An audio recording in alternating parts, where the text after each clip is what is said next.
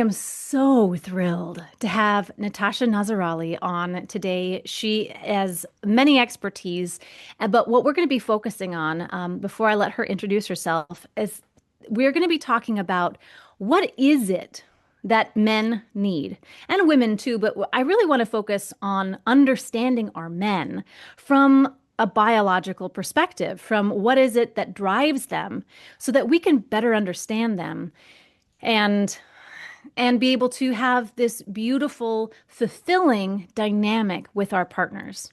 So, Natasha, tell us about what you do and where you are.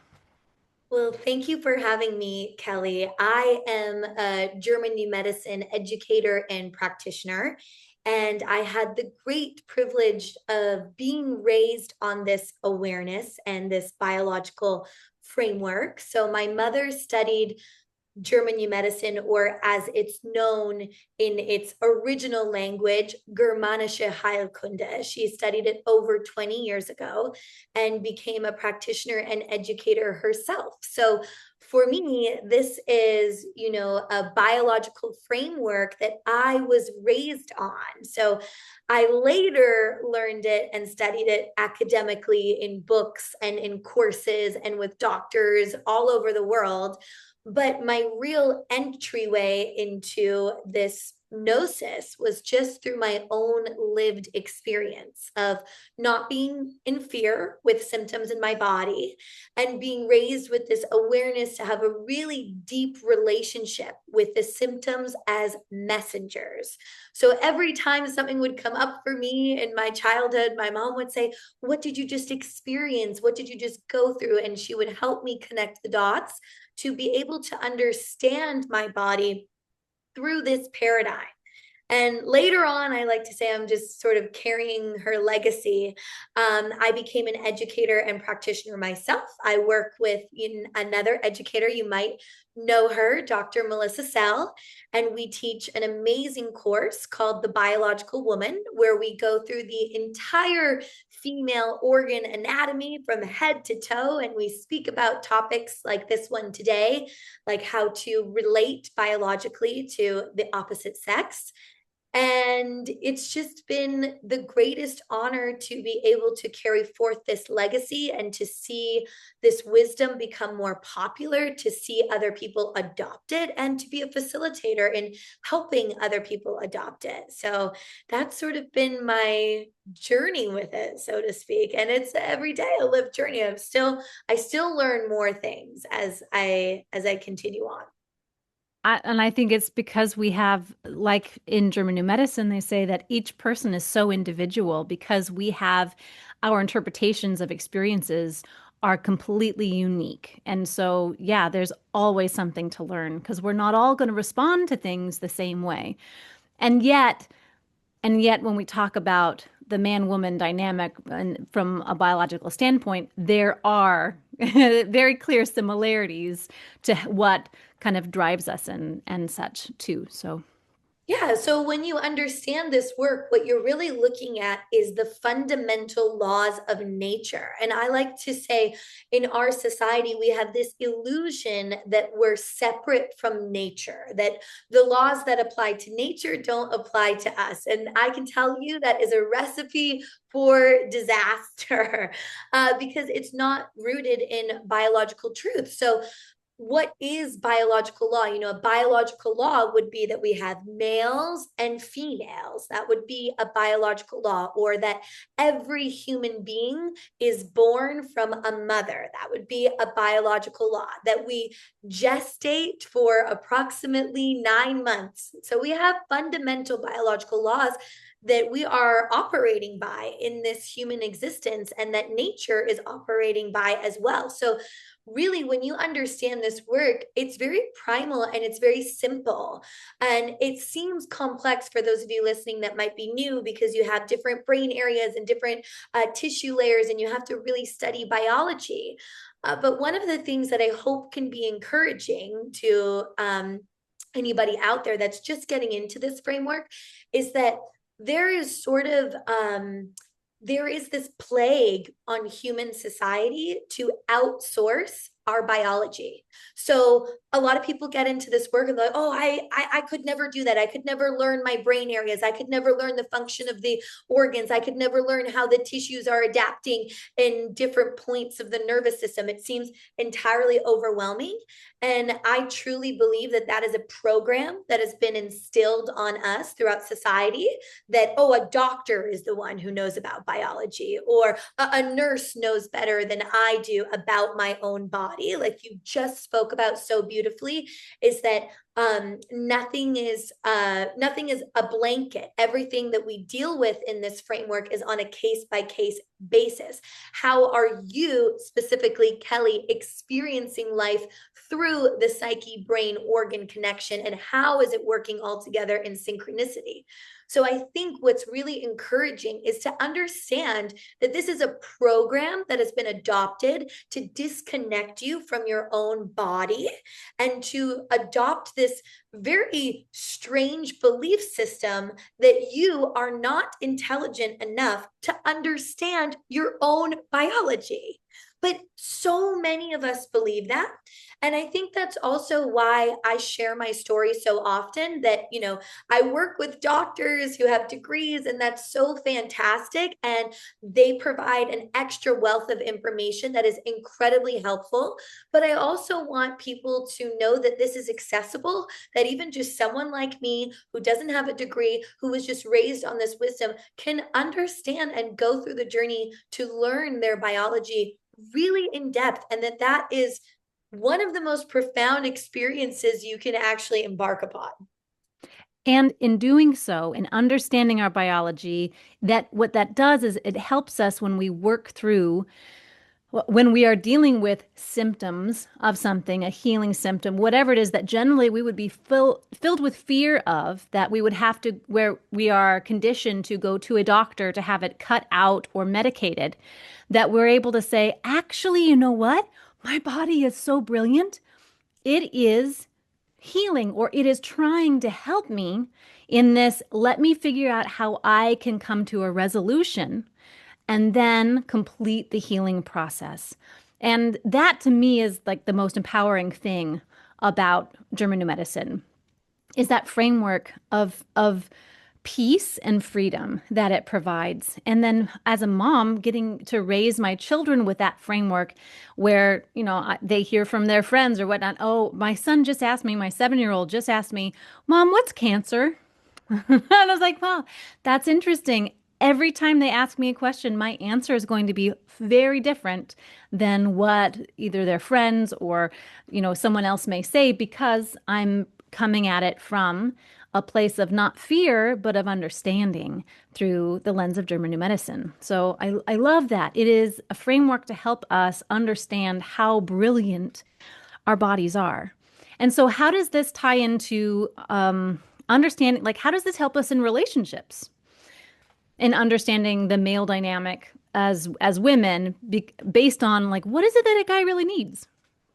Yeah, that's a great question. So when you really dive in depth into, developing this relationship with understanding your own biology, you can understand what your fundamental biological needs are, right? So we as females, right, what is our role in nature? If we're looking at ourselves as the primal animal kingdom, and it's difficult, right? Because we're living in a modern day society, we're living in a very unbiological world, but I want you to sort of listen as though you're setting the scene. Like, imagine, the analogy that I use is, imagine yourself as you are in the Garden of Eden.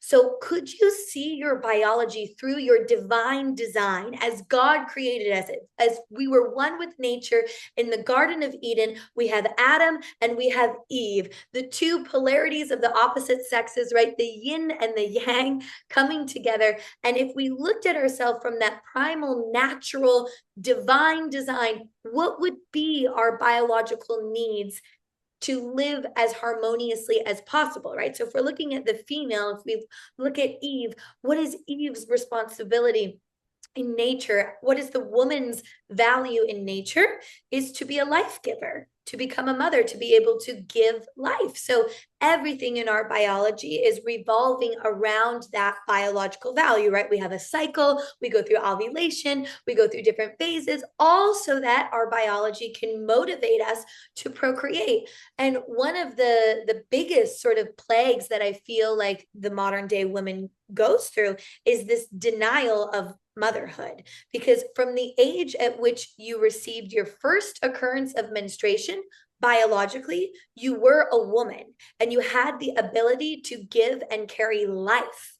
But most women never thought about it that way, right? They never thought that, wow, from the point I was, so for me, I got my first occurrence at 11. So from the moment I was 11 years old, I had this innate divine ability to be able to become a mother.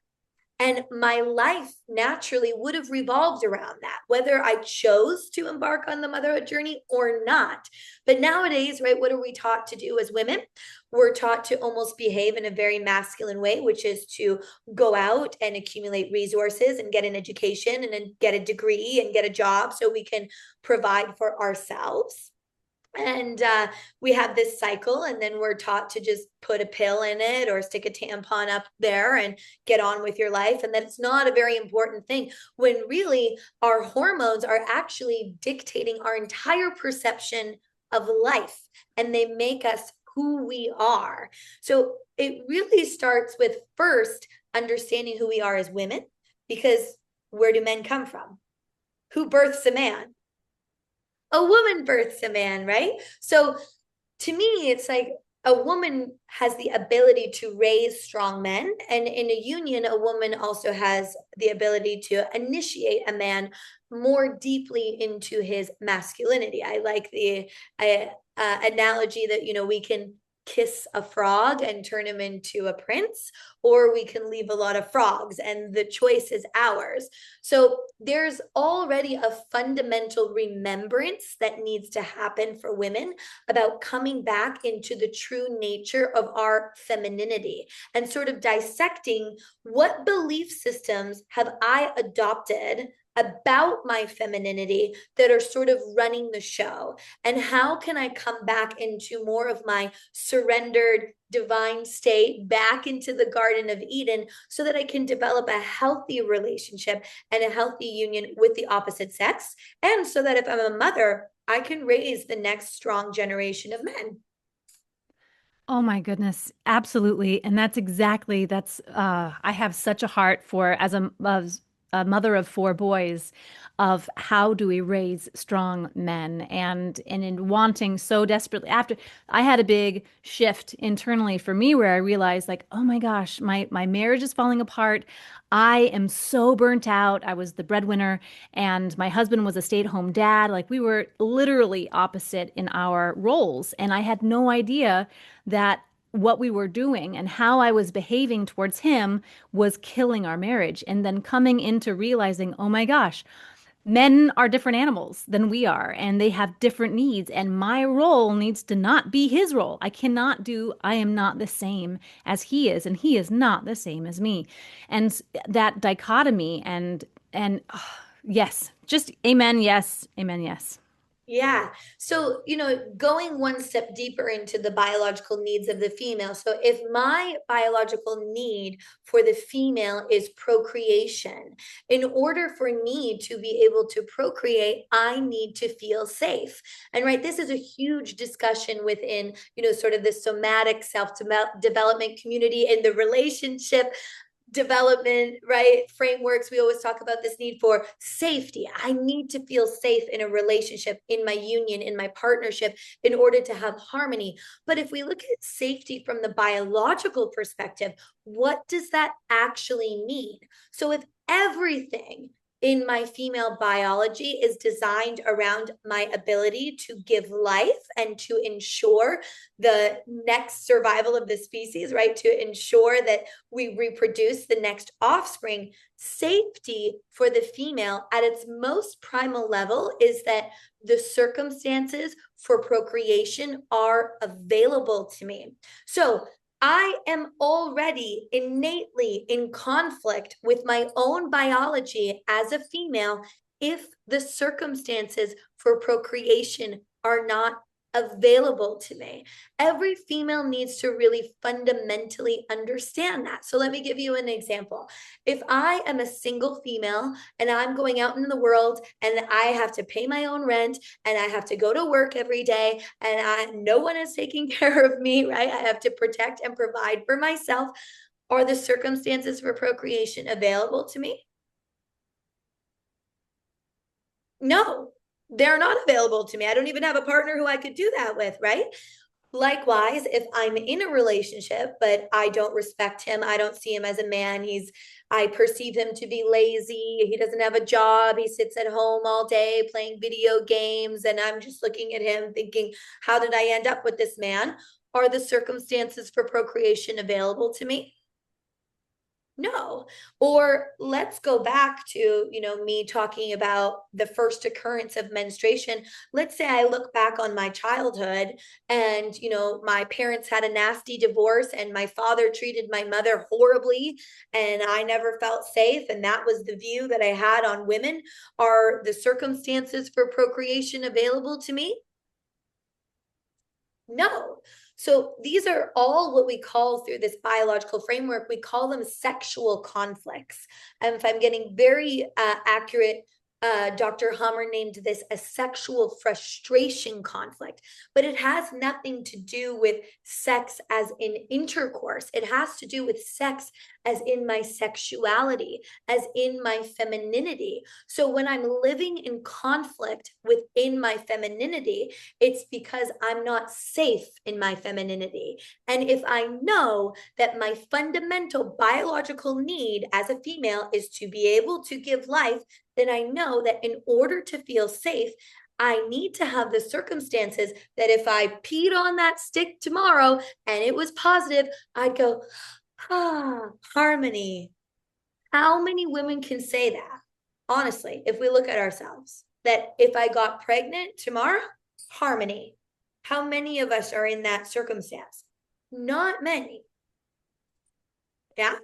And so that fundamental need is already where we have the disconnect as women, where we're already living in conflict with the fundamental nature of who we are. That's why I like to bring everyone back to the practice of imagining we're in the Garden of Eden. Imagine we live in harmony with nature. Imagine we live in harmony with the opposite sex. What would that look like? Yeah. And how could we connect with that? How could we incorporate that more deeply into our everyday life? So already coming into the awareness of what are my fundamental needs to feel safe, that would be one of them. Mm. Beautiful. Yeah. And I think that that reminds me of when I finally learned some of the principles outside of German New Medicine, when I learned like the relational dynamic principles, and I realized that what I desperately wanted was to be a housewife and to raise my children as opposed to being in the workforce. That, and I was desperately trying to figure out, like, okay, how can I best situate myself and our relationship so I can get what I want? And that was like, oh, and that means I need to give him what he wants so that then I can feel that protection and provision and I can settle in and I can just be the nest lady. And yeah, so that makes so much sense in Right. that. And so it sounds so selfish. Like I just really wanted to stay home and be a mother and take care of my kids. And I felt I was had so much conflict around like, oh, that feels really selfish. Like, wow, what a bunch of baloney. What a bunch of baloney. It's I'm just following my biological need. But at the same time, we had constructed life to be a certain way, and it was a big undoing, unraveling, and trying to figure out how to make it work going back on a more traditional Yeah, sense. it's almost like a process of unlearning what you learned because what Yes. it's important for anyone listening to understand is that when the female is experiencing this sexual conflict where she's not feeling safe in her femininity, she's having a biochemical change. And when we're looking at this biochemical change, we're looking at how the hormones are shifting and adapting. So when we look at Germanische Heilkunde and we look at the framework of biology, we know that every symptom in the body is an adaptation, that we experience a conflict and the psyche, brain, and organ work in synchronicity to create an adaptation that will best help me overcome the conflict that I experienced. So now, if I look at the sexual conflict, what's happening is I'm having an adaptation in proportion to that conflict. So, what my biology is doing is going, oh my goodness, Natasha, circumstances for procreation are not available to her. We need to create an adaptation that's going to best allow her to have the optimal chance of surviving, right? Our primal biology only does what is most necessary for our survival. So, if I'm not feeling safe in my femininity, if I'm not protected, if the circumstances for procreation are not available to me, what can my body shift in order for me to overcome that issue? My hormones. So, what my biology actually does is it's going to lower my estrogen and it's going to raise my testosterone. Why? Because testosterone is what allows me to take action. Now, with more testosterone, I can go out and protect and provide for myself because I experienced this conflict where I'm not safe in my femininity. So, what would my biology do? Make me more masculine because it's a safer choice. So now, not only do I have this conflict, but now I have this biochemical shift where, at my fundamental biological level, I am becoming more masculine. So I'm perceiving the world more as my territory, that I want to go out and accumulate resources, to gain a reputation on the hierarchy, to prove my value, and to sort of claim my territory in this world. And And you've that, just described 98% of women yes, exactly, badly. right? Totally. Yeah. And remember, the intensity of the conflict is the intensity of the symptom. So, the more intensely sexually conflicted I am, the stronger the biochemical change I'm going to have, right? So, now my biochemistry shifts so much so that I am almost perceiving the world through this masculine lens, and it's going to change what I'm attracted to, right? And there's been studies done on this, right? Birth control is also shifting ourselves biochemically. And they've done many studies on women are attracted to more feminine men when they're on the pill, and then they get off the pill and they're wondering, why did I date this man, right? Because our hormones alter our perception of reality. Okay. So the more unsafe I feel in my femininity, the more masculine I become. So, this thread that we're pulling at when we're looking at relationship dynamics through the lens of Germanische Heilkunde, and this is what Dr. Melissa Sal and I really do for 11 weeks long in our biological woman course, is how can I go through this journey of understanding all these belief systems, all these conflicts that I've adopted that have made me feel unsafe in my femininity? How can I peel back those layers of the onion to feel safe and surrendered again? Yeah. So I can come back into harmony with my femininity instead of living in this constant split energy, this constant conflict with who I am as a woman. This is going to be really interesting for you, Kelly, but one of the exercises I have women do is to say, I need a man. And I can't tell you how they look at me like I have four eyes. Like, what? They just really feel resistance to saying that. They're saying to me, I can't say that. I don't want to say that because I don't need a man. And then I say, well, would you like to be in a relationship with a man?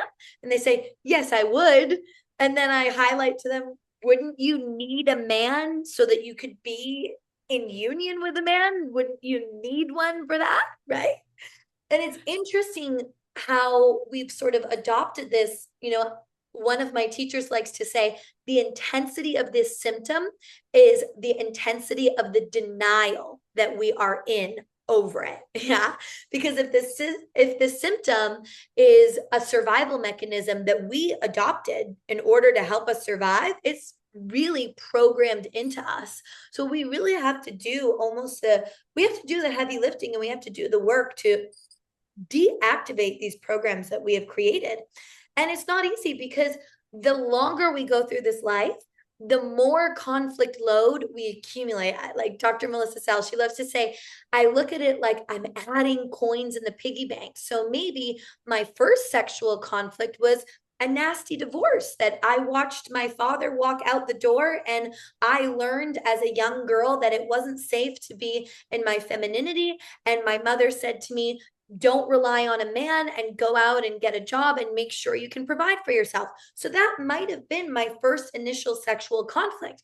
But now, anytime I'm in a relationship with a man and he leaves me, it's another coin in the piggy bank. Or every time I turn on the TV and I see the news about these things that are going on in the world and how men are treating women, oh, there goes another coin in the piggy bank, right? Every time I'm seeing the divorce rates and seeing my friends around me go through these nasty relationship breakups, and I'm seeing, oh, it's not safe to be a woman, coin in the piggy bank. And we're adding and adding and adding to our conflict load. And with that conflict load, we're shifting and shifting and shifting our biochemistry. And do you think that this is why we're seeing such high rates of infertility?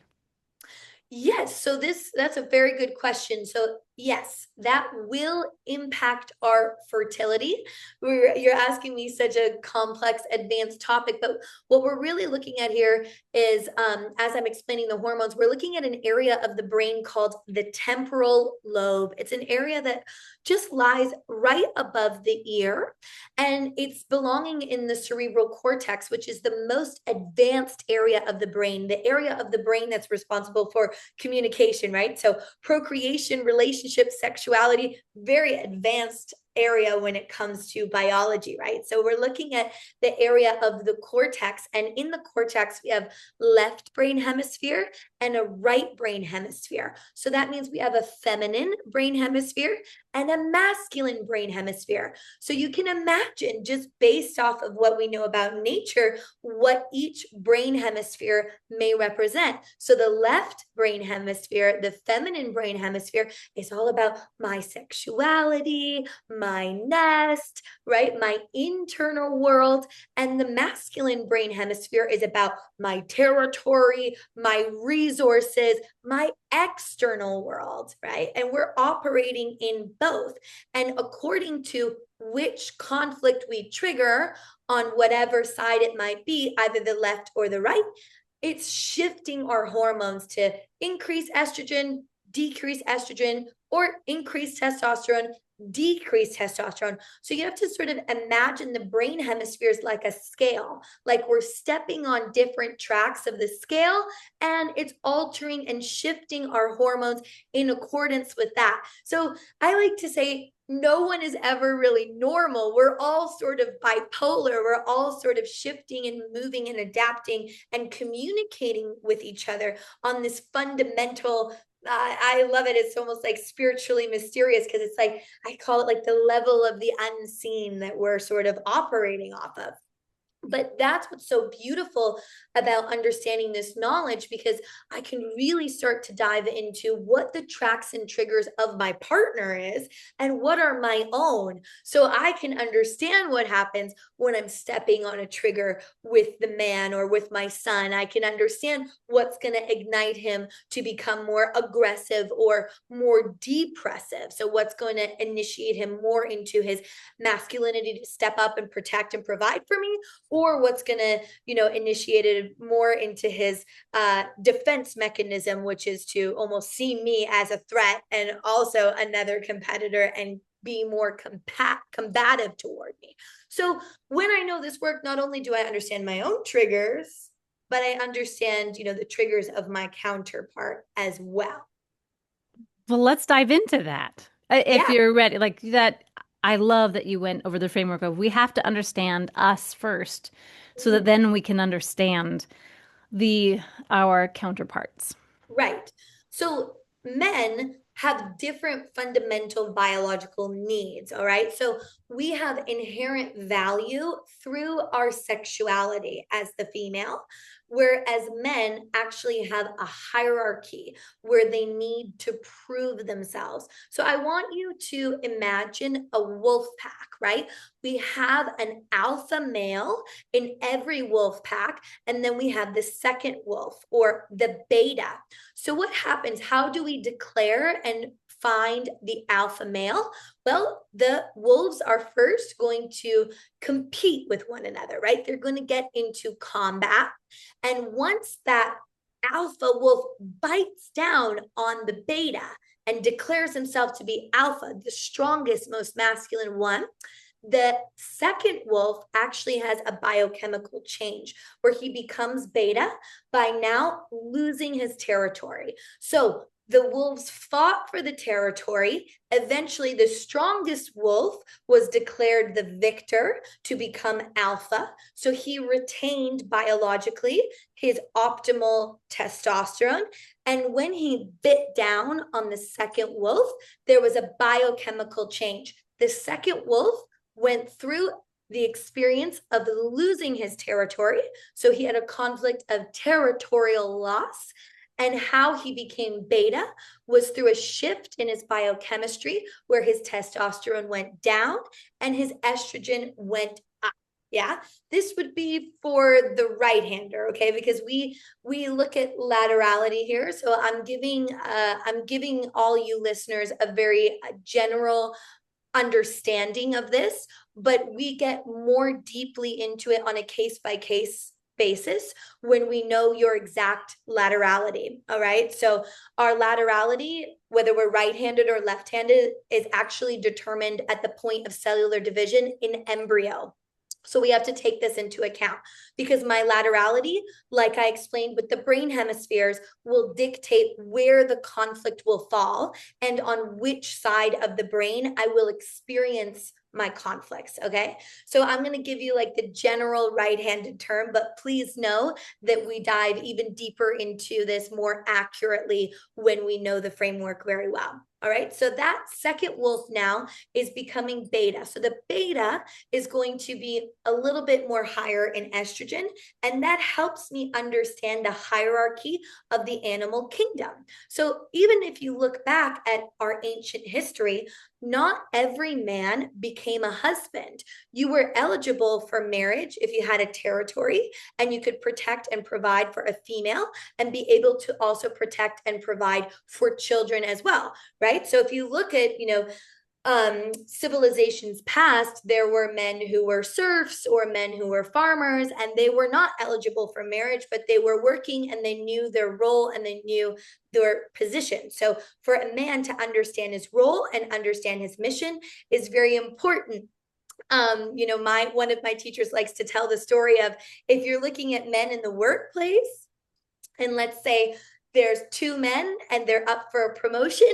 When the other man gets that promotion, the one who didn't can go and have a beer with him and they can sit and have a good time and understand where they fell on the hierarchy, right? Or you have that sort of notion that we talk about that, oh, men all of a sudden they fight with each other and then it's done and they've had this sort of like wrestle and then they're best friends. Like, how is that possible? Whereas we with women, if we were competing with another woman, by goodness, we would never be friends with her, right? She'd be probably one of our mortal enemies for life. We'd always have this sort of stigma with her.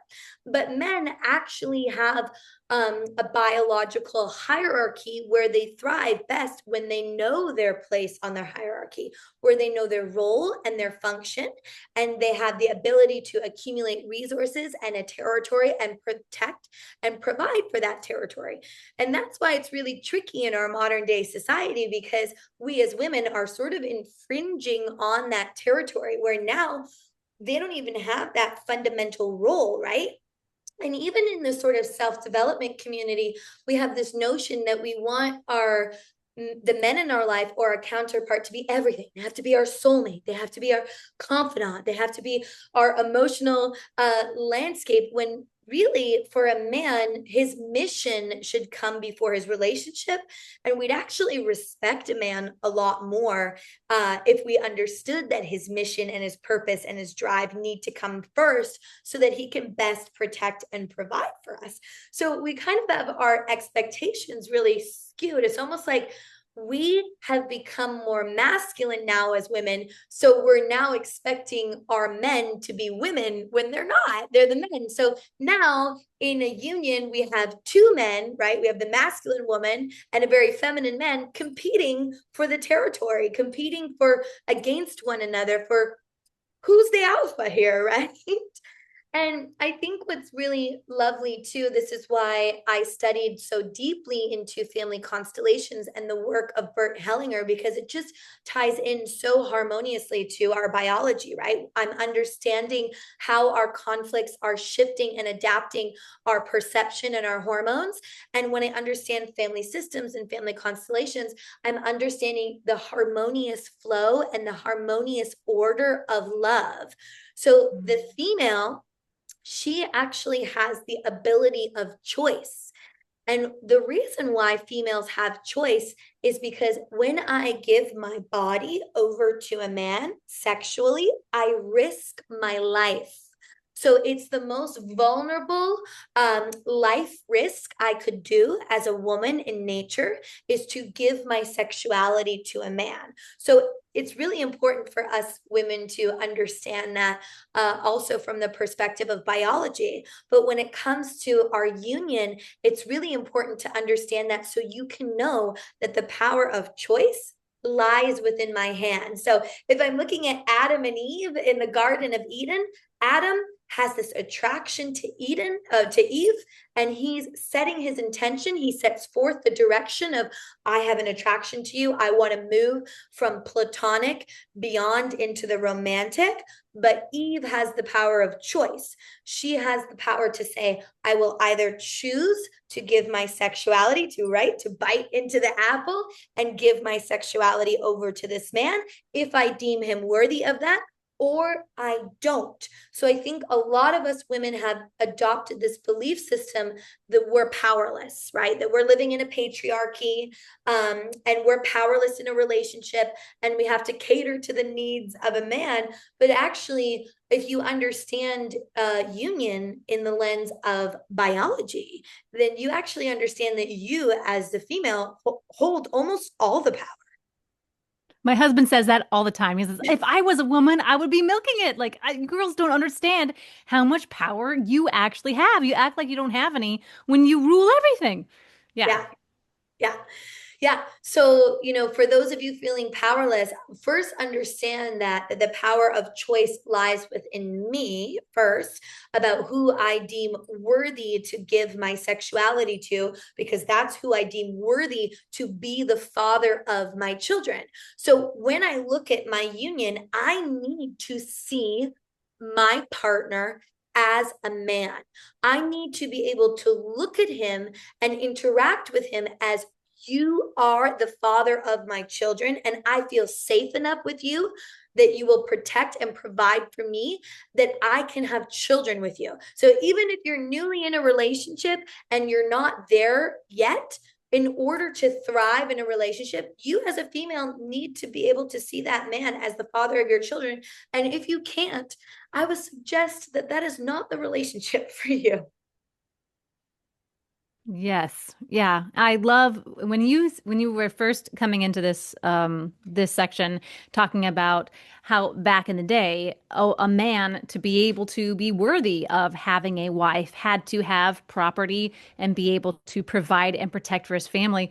It that's the conversation I have with my 16-year-old daughter as we talk about dating, and she's like, "Oh, guys, like I can't there's nobody to date. There's nobody that I'm interested in because they're all just little boys." And even the older guy, and like we're big proponents of exactly that. Anyone that wants to court or marry our daughters needs to have all those things figured out because we're raising girls who want to be mothers. And I love that. And it's such a shift. It's radical when they are asked by others, so what are you going to be when you grow up? And other girls are saying, "Oh, I'm going to be a chiropractor. I'm going to be an architect. I'm going to be a therapist." And she's like, "I'm going to have a farm and have 12 kids and marry a farmer and yeah, live out with animals on my property." And they're like, "Oh." And moms will go like, "Yes. Yes, can I have that life?" It's like, because you've been living this wacky town where we are, less hairy men and men are hairy women misbehaving. And that's that whole dynamic, like that's the world. And to be able to get into alignment and to be able to see that wanting to be feminine and wanting to access those parts of who we are deeply and biologically is not shameful, is not settling, is not lowering your expectations, is not living up to your potential. That's like the most bullshit statement that feel like resonates deep inside of me of like, I'm not living up to my full potential because I don't have a career and I don't have, I didn't climb a ladder and look at what have I done? I'm like, well, I've had 6 kids. So, I mean, that to me is such a an undoing of the popular culture brainwashing. And how can we get happy?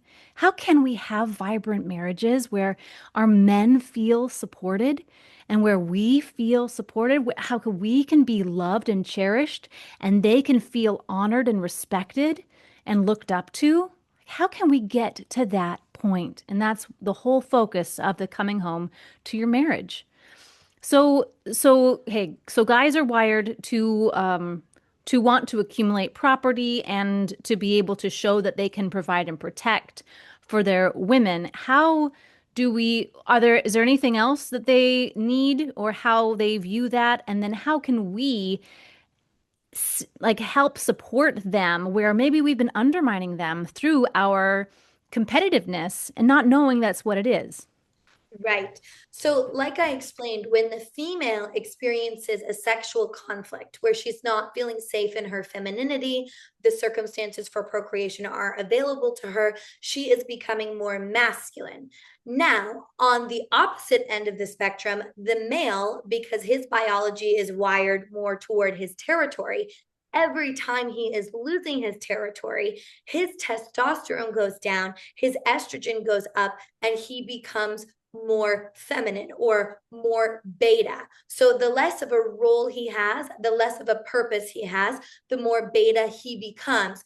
Actually, Bert Hellinger in many of his books would talk about how the workforce and war is one of the reasons that society became so conflicted, because we in a family system, we require both a mother and a father. And what modern day society did was they removed the fathers from the family home by sending them to war to be able to go off and die, and sending them into the workforce, right? We have this like symbology of tying a tie, and the man going to work and tying a tie around his neck. He ties his noose around his neck every day. And he actually says that a lot of the sort of deconstruction of the sexes and our polarity has to do with the fact that modern day society removed fathers from the family home, and so that conflicted all the females, right? They were no longer safe, and the men also were no longer able to be in the sphere of influence of their fathers anymore to learn how to be a man in the world, and it created very conflicted men. Yeah, so it's important to understand that and look at the modern day world. How many men, especially in the younger generations, are going to have the ability to have their own territory and protect and provide for it, right? This is the World Economic Forum wants to say you will own nothing and be happy, right? So how is that going to look like as we're getting into this? And it's important to remember, right? We still use the technology of the CT scans that Dr. Hammer used when he discovered German new medicine and the 5 biological laws. And I've never seen a female who's not conflicted, and I've never seen a male who's not conflicted. That means I have yet to see the alpha female and the alpha male. I myself am not an alpha female and I'm not an alpha male, and that's perfectly fine, because the conflicts and the experiences I went through, they're not random or coincidental. I believe them to be purposeful. That is the fifth biological law of German new medicine, is called the quintessence. It means that every symptom I experience in my body is an adaptation that is meaningful and purposeful for my inherent survival. So even these conflicts that I experience that create what we call in this framework constellations, meaning that they create a change in my psyche, a change in my behavior, a change in my biochemistry. That's what's making me who I am. So it's not that I want to resolve them, because I probably never will. I can't go back in time and make my dad harmonious to my mom and that divorce never happened. No, those things happen for a reason, and I adapted in the most efficient way. But what I need to do now is, through my awareness, I need to integrate it. And I need to understand, what survival mechanisms am I holding on to that really don't serve me anymore? And how can I, with my awareness, integrate these conflicts as best as I can to more deeply understand myself and my own fundamental needs, and to more deeply understand my partner. So, it's lovely that you want a man who's going to, protect and provide for your daughters and be able to do this, but also see it as, you'll attract your opposite.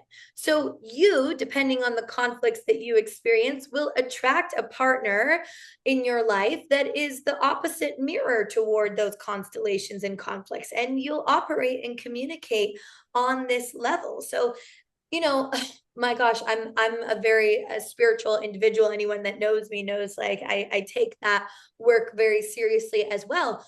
And I can study, biology and tell you all of this and do all the yoga and all the retreats and anything like that, but nothing will compare to the spiritual journey that you're going to go on when you're in a union. So you have to first and foremost understand that like, that is a journey and it is a process. In Germanische Heilkunde, we have the second biological law, which is the law of two phases. So that is that we have a sympathetic nervous system and a parasympathetic nervous system. When I go into conflict, I'm going to be in my sympathetic nervous system and I'm going to start to have an adaptation. And then when I resolve that conflict, I'm going to go into rest, restore, regeneration, and the tissues are going to adapt in accordance with those two phases. So like every orgasm goes through those two phases, every birth goes through those two phases. So you've given birth. If you're giving birth and you have the pain and you have the symptom and you have all of this, you can't, look at the baby coming out of you and say, forget it, go back in there. I don't want to run this adaptation anymore. I don't like this. I'm done. No, you went through conception, you conceived a child, you have to see it all the way through. Every symptom in the body goes through that journey. Even something like a sneeze is going through the journey from sympathetic to parasympathetic and following within accordance with that biological law. So think of your union like a journey as well. Like I was just at a beautiful event and somebody asked a friend of mine, what's the secret to your long and lasting marriage? And she said, commit. Just commit. If you don't want to get a divorce, don't get a divorce. That's the secret. You're in it now, see it through, right? And I'm not saying that's the solution for everyone, because for some women who are in conflict, a biological solution might be, I leave my marriage and I look for a more suitable counterpart. All right, that could be somebody else's solution. But what I'm saying is, how can we understand our biology through that whole journey to know that a relationship will go through that journey too? Like, just like the moment of my birth, I can't say, forget it, I don't want to have this baby anymore. No, I'm in it.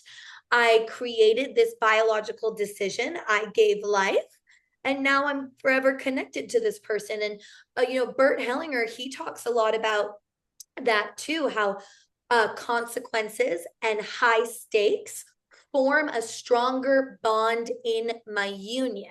So let me give you an example. The first consequence of a union is sexuality. So the male and the female come together and they now cross the threshold into sexuality by having intercourse. And now, if one person goes astray and does something, the consequences are going to be a little bit higher than that in the relationship, right? And then after sexuality, I have commitment. So now, if me and this man are in a committed relationship and either one of us goes astray, consequences are going to get a little bit higher. Then we have marriage, right? There's something very sacred about marriage, meaning that I declare my love and responsibility to you in front of the family clan, in front of the tribe, and I make a commitment and a promise to protect and provide for you and to hold you in matrimony. Now, if one of us goes astray, consequences are a little bit higher. And then the ultimate consequence is you and I, we play God and we have Baby. a baby.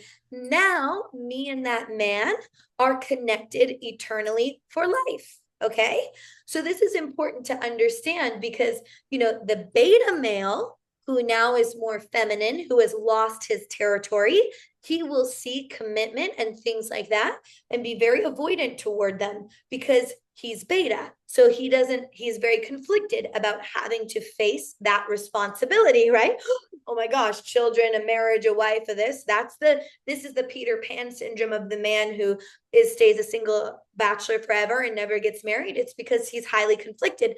Likewise, the modern day female who never gets married, never has children, and enters the workforce, and she's Carrie Bradshaw, Sex in the City. Yeah, she's also conflicted, right? Because those conflicts made it so that procreation was not safe for her. So having a marriage, having children seems like an enormous responsibility, right? But when you look at it through the lens of Germanische Heilkunde and what Bert Hellinger would say in Family Constellations, is that those consequences actually form a stronger union because they give you a solid foundation. And you fear them because of the conflicts that you experienced, and because those conflicts made it so that you don't want to be dependent on another person. But in actuality, if you allowed yourself to be dependent on another person and you faced those responsibilities and you built a foundation with that person, you would have an even more solid relationship. So we also have this like skewed perceptions that less responsibilities means a more harmonious union, when it's the opposite. More responsibilities create a stronger bond and stronger foundation with my partner. That is fascinating because I wouldn't have thought that. It makes sense that higher commitment and yeah, that children are kind of the ultimate. That's the one thing when people say that they're going to get divorced or this family is getting, is separating, is like, oh, either, oh my gosh, the kids, how hard, or oh, at least they didn't have kids. This is my second marriage. And in my first, it was short.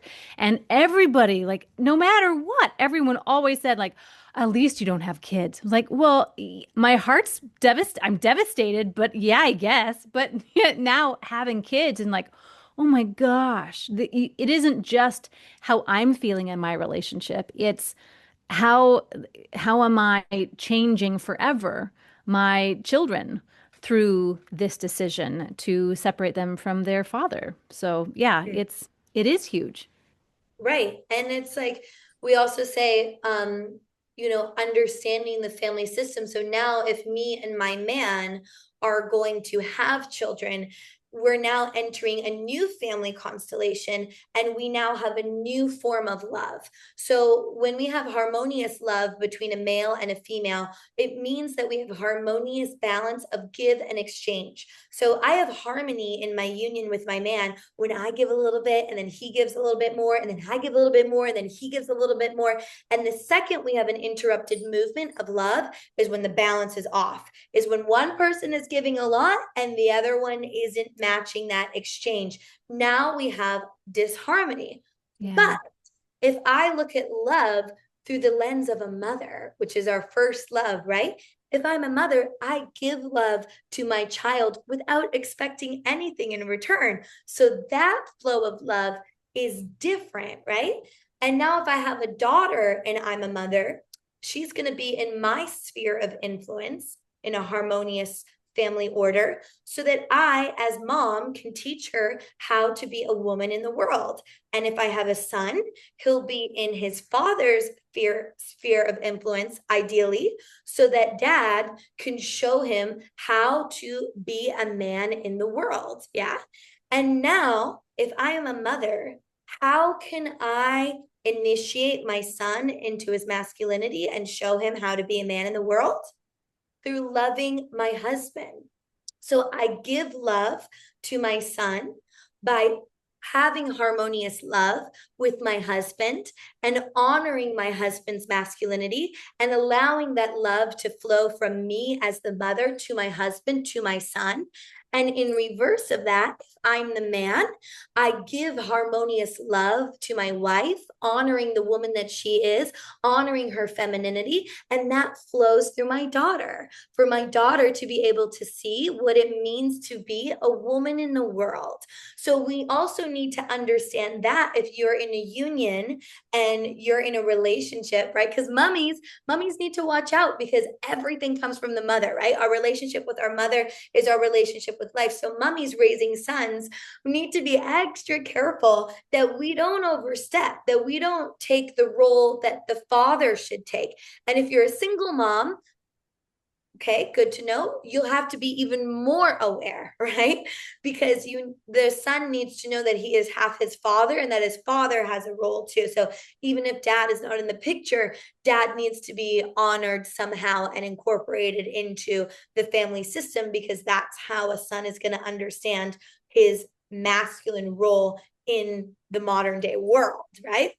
So important to be aware of in your union when you have children is like, okay, how can I understand that I give love to my son when I'm honoring my husband and the man that he is?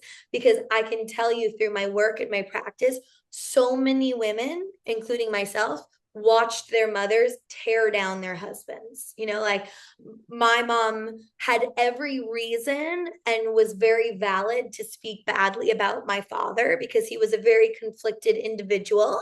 But what it teaches me as a child is I am half my mother and I am half my father. So if my mom is emasculating my father, it means half of me is bad and wrong too, because I am half him.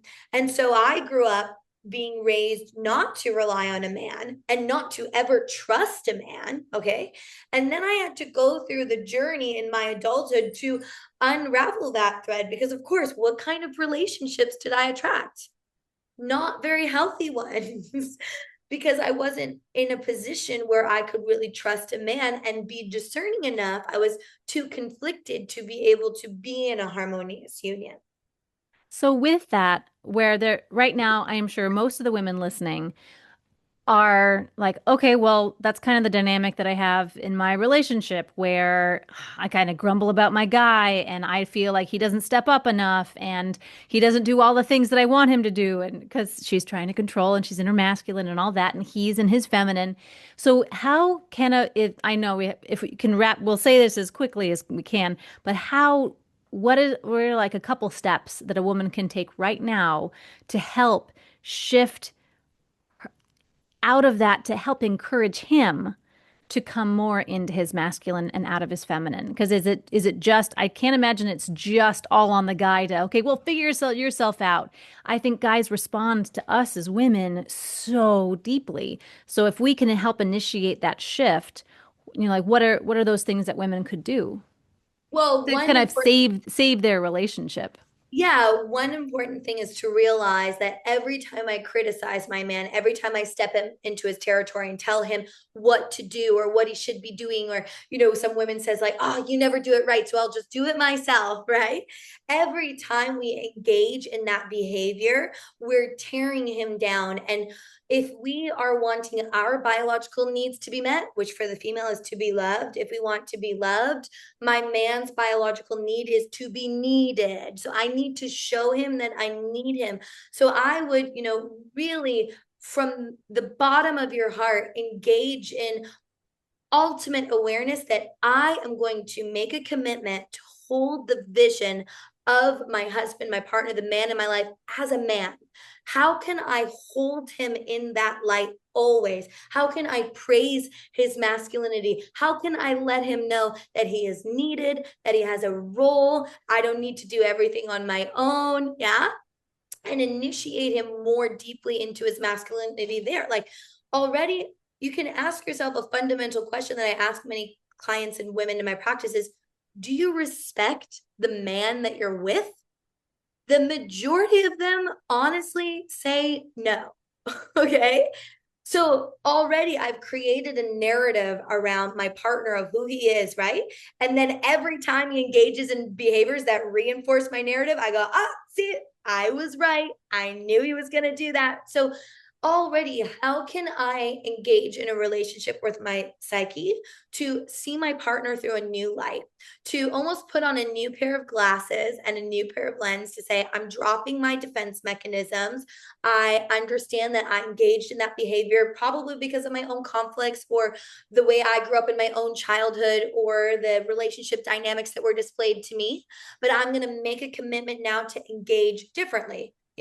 If you want a different reaction from your man, change your action, right? Doing the same thing over and over again, expecting a different result is the definition of insanity. So, we're really going to also have to take radical responsibility and change our behavior. Now, Kelly, I want to say this with a caveat because I have also experienced in my practice the reverse end of the spectrum, where you can take wisdom and you can grab the knife by the handle and use this as a tool to empower yourself, or you can grab the knife by the blade and use this as a tool to disempower yourself. So I've also seen the opposite happen, where women take so much radical responsibility that now they might actually have quite unhealthy toxic dynamics, but they blame themselves because I'm just not feminine enough and I'm just not initiating him enough into his masculinity. So I say this as a generalization to also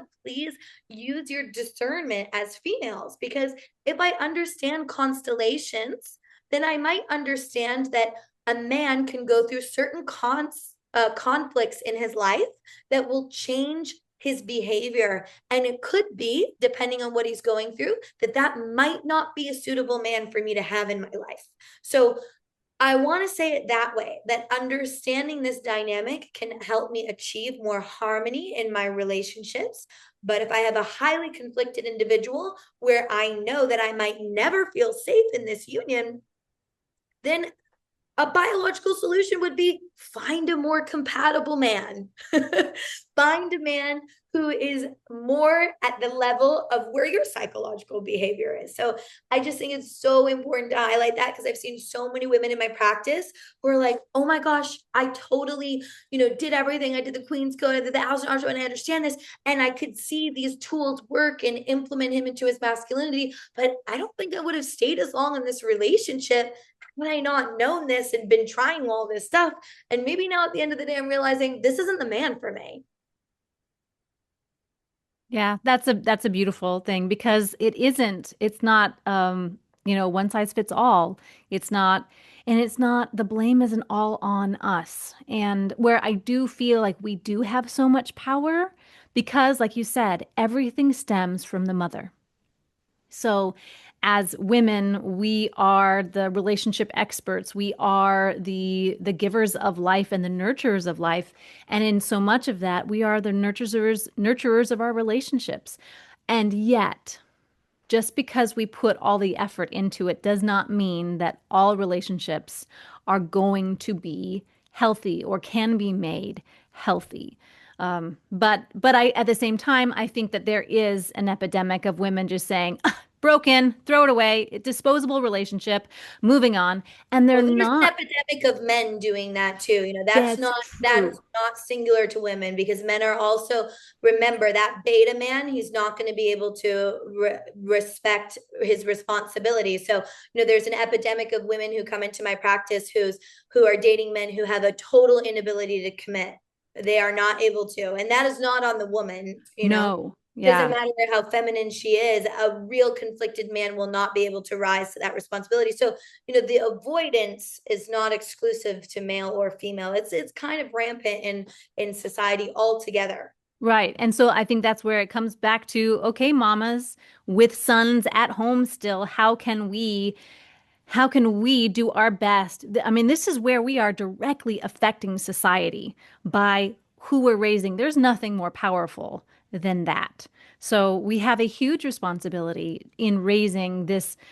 It sounds so trite, like we're raising the next generation, but we are, excuse me, we are raising the world. So this is where it's empowering, and not that it's like to hammer women like you better do be a good mom or you're gonna ruin the world. But it's like, hey girls, you want to see a change? Awesome. Let's start with you. Let's start in your life. And that's so empowering as opposed to like, I can't do anything about it. Society's dictating all these things. Like, no, you get to make the decisions for Yeah, you I and in your truly home. believe, that the biggest revolutionary act is the family. And that's why there's such a war on the family system, right? There's such a sort of program to ingrain us to live in a highly individual society, right? Where we're living in little boxes and apartments and condominiums by ourselves and getting Uber Eats instead of cooking. Like all of this stuff is really removing ourselves from the family system. Even if you look at modern day psychology and mainstream psychology, what do they tell you to do? To not talk to your parents. It was like recently saw something on the Oprah Winfrey show about how healthy it can be to cut off your mother and your father. Biologically, your family is your first system of belonging. So if you cut off your family, if you don't know where you belong in the family system, in nature, that's certain death. It creates multiple conflicts. So, it's important to understand that mainstream society is guiding us further and further away from our inherent natural biology. So it is the greatest revolutionary act we can do to raise the next generation consciously and in a harmonious family system. Is also a very great responsibility. So I'm not saying that everybody needs to do that. If your choice is otherwise, yes, we would say through the lens of Germanische Heilkunde that you would have experienced conflicts in your life that made it so you are no longer motivated to do that. So that desire is no longer within you because that is the way in which you have adapted.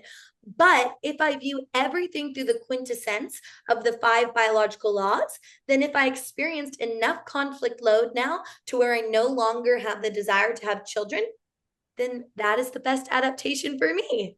Yeah, so I don't need to change that.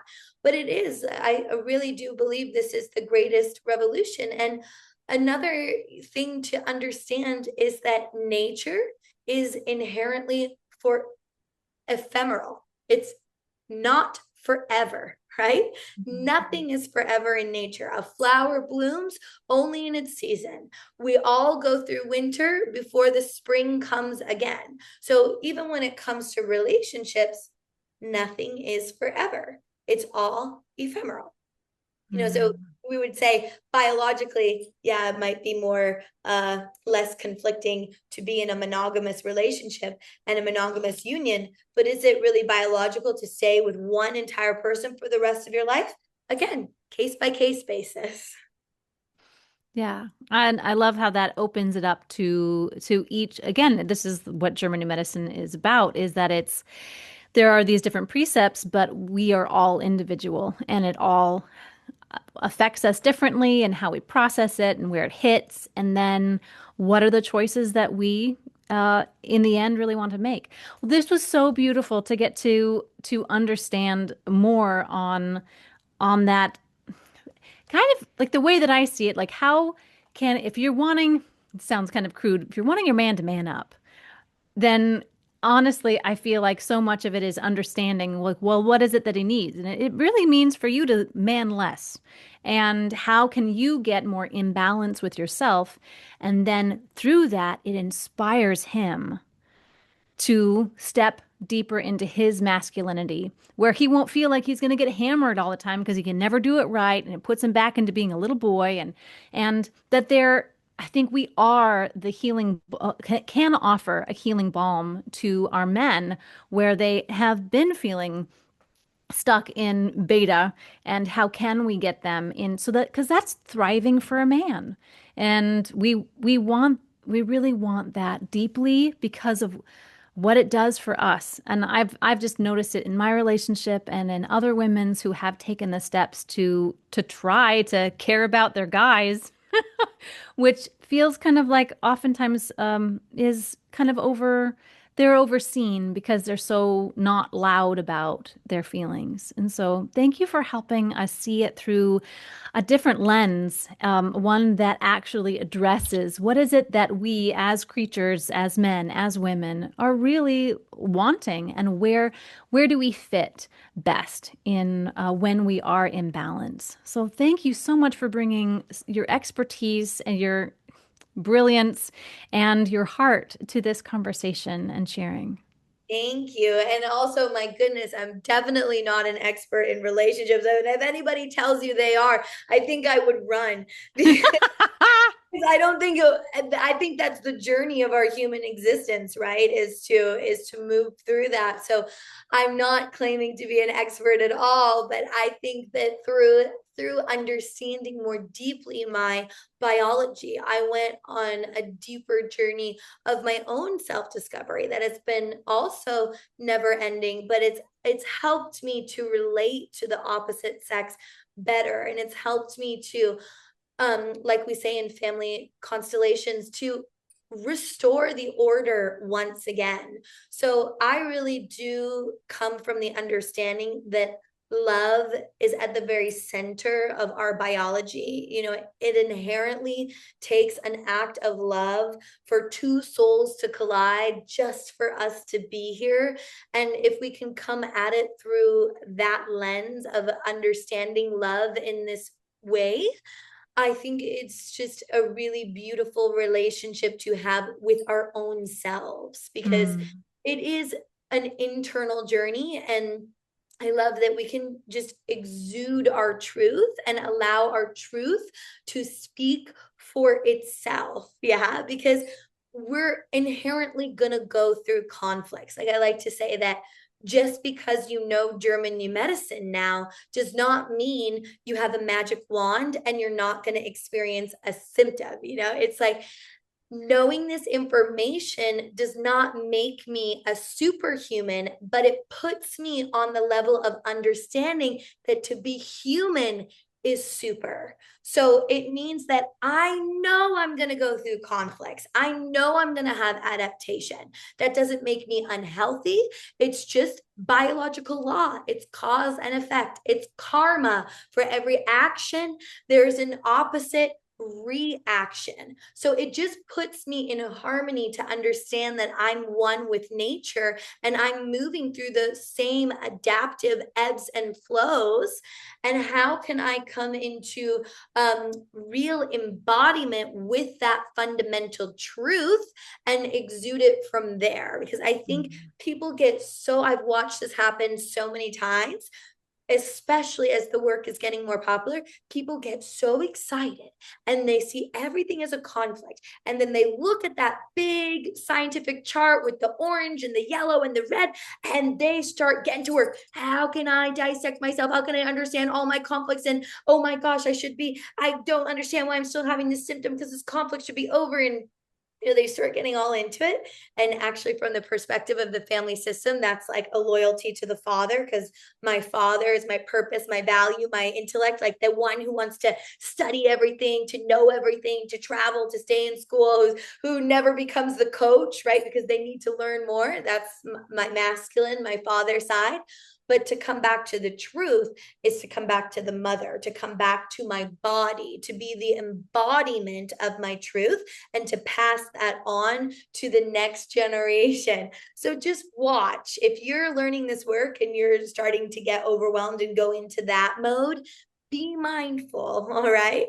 Because, there's no CT scans in nature. There's no scientific chart in nature. I don't I live here in Costa Rica and I'm in the waterfalls every day with the butterflies. And I always joke, like, I'm not going to put the butterfly under the CT scan and see the conflicts that are in the butterfly's brain. Yeah. This is how we have, used technology to be able to expand our work and help us and allow us to get more accurate and to work also with the medical system so that we can incorporate this biological framework into modern day society. But remember, this is the fundamental gnosis of nature. You are already that. Females come to me and they say, how can I be more feminine? And I go, relax, you're a woman. You are feminine, okay? You're already that. You are already that. You just put on some armor to defend yourself a little bit better, and now you can take the armor off. So don't freak out. Guess what? Newsflash, congratulations. You were born a woman. So there you go. Yeah. And just approach it that way. I think it's so much healthier to see it through that point of view. Yeah, that's perfect. Not to get neurotic, but just to relax and like just just be more flowy. Just yeah, enjoy life and try to yeah, let more go. Beautiful. Thank you so much. Yeah. Somebody said to me the other day, oh, I really wanted my husband to learn all this stuff so he could understand the biology of the man. And then my husband looked at me and said, I am a man. Why do I need somebody to teach me how to be a man? And I said, I like your husband. He sounds right. It's like, it's like we because we as women we get so deep on this train of like analyzing our internal landscape, right? And it's like men are just looking at us like, why do you need some woman to teach you how to be a woman when you're a woman, right? Yeah. Like Yep. they're simplistic. They see things through a very logical, primal point of view. Like oftentimes it's not so much them that's the problem. I mean, that's a generalization, but yeah. Agreed. Agreed. Oh, that's perfect. Oh, thank you so much, Natasha. Thank you for having me. Oh, a delight. If something in today's episode resonated with you and you're feeling a call to go deeper, I'd love to stay connected. I'm beginning to offer whole woman mentorship. This is a one-on-one intuitive support for women who are ready to realign with themselves, their marriages, and their motherhood. I'm also experimenting with a monthly Whole Woman Circle. It's a live, online, guided women's experience rooted in responsibility, presence, and coming home to yourself. You can learn more, join the community, and explore what's unfolding at wholewomanawakening.com. Until next time, may you feel supported coming home to yourself.